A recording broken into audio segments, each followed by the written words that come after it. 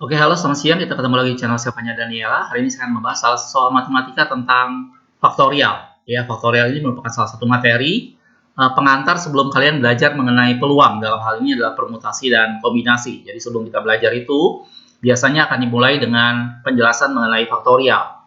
Oke, soalnya seperti ini. Nilai n yang memenuhi persamaan n plus 2 faktorial per n-1 faktorial sama dengan 6n adalah berapa?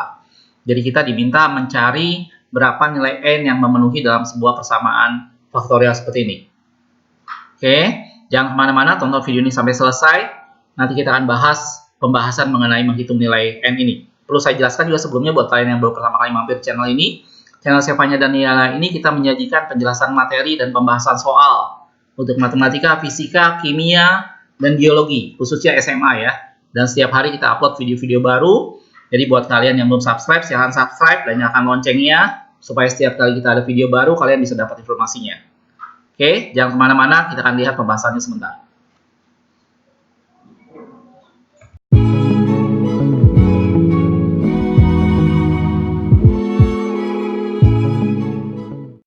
Nah, baik, untuk mengerjakan soal seperti ini, kita akan tulis dulu ininya, ada n plus 2 faktorial dibagi dengan n-1 faktorial sama dengan 6n. Yang ditanyakan dalam soal ini adalah berapa n yang memenuhinya, gitu ya.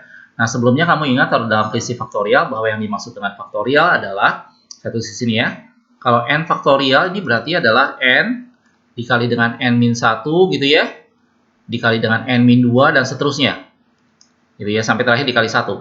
Jadi kalau misalnya dia 2 faktorial, itu artinya 2 kali 1. Atau kalau 5 faktorial, itu artinya adalah 5 kali 4 kali 3 kali 2 kali 1. Gitu ya. Ini prinsip dasar dari faktorial. Nah, sekarang kalau kita mau coba hitung berapakah nilai dari n yang memenuhi faktorial ini, maka sekarang kita harus urai dulu n plus 2 faktorial ini menjadi bentuk yang lebih kecil di bawahnya. Sehingga bisa dicoret dengan n-1 faktorial ini. Gitu ya. Jadi kalau saya urai di sini, ini n plus 2 faktorial. Ini kalau kita urai, ini kan menjadi n plus 2 itu sendiri. Jangan lupa setelahnya dikurangi 1. Dikali dengan n plus 1.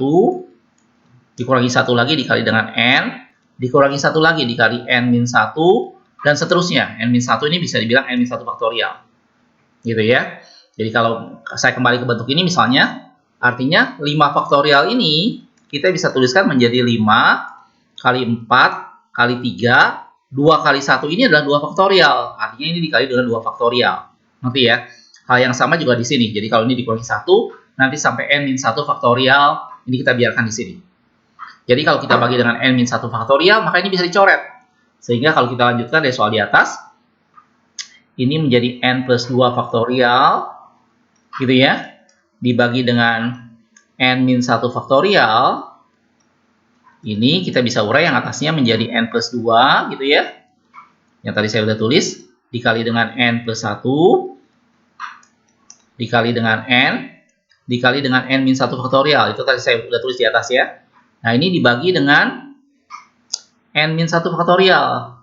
Nah, akibat dari ini maka bentuk faktorial ini kita bisa coret. Sehingga sekarang bentuknya menjadi bentuk biasa tanpa faktorial. Ini sendiri sama dengan 6n. Jelas ya? Nah, setelah ketemu bentuk seperti ini, pengerjaan seperti biasa aja. Ini n-nya juga bisa kita coret dengan sebelahnya. Oke, sehingga ini tinggal menjadi n plus 2 dikali dengan n plus 1 sama dengan 6. Tidak ada bentuk faktorial lagi. Jelas ya? Nah, untuk mengerjakan ini saya rasa juga tidak terlalu sulit. Kita selesaikan biasa. Ini kalau kita kalikan menjadi n kuadrat plus 3n plus 2 sama dengan 6. Ini tinggal kalikan biasa ya, seperti yang pernah kamu belajar di SMP. 6-nya pindah ke dalam, menjadi n kuadrat plus 3n plus 2 dikurangi 6, jadi min 4. Saya tulis langsung ya.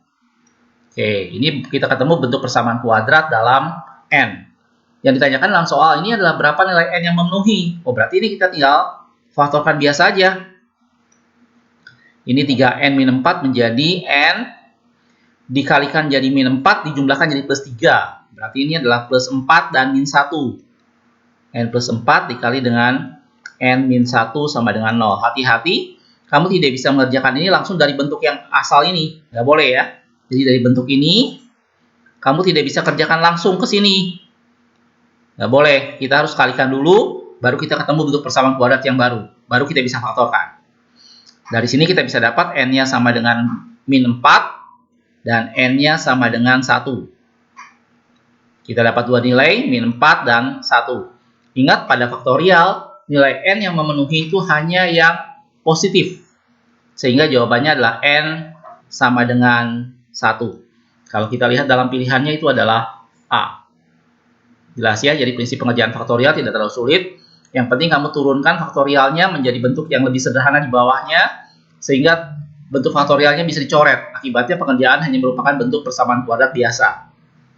Oke, mudah-mudahan ini bisa dipahami dengan mudah. Kalau ada pertanyaan, ada yang belum jelas, atau kamu ada soal lain yang kamu ingin kita bahas videonya, silahkan kamu kirim soalnya, boleh di kolom komentar di bawah ini, atau kamu boleh email juga ke sevanyadaniela@gmail.com. Nanti kita akan buatkan videonya buat kalian. Oke, makasih sudah menonton. Kita ketemu di video berikutnya.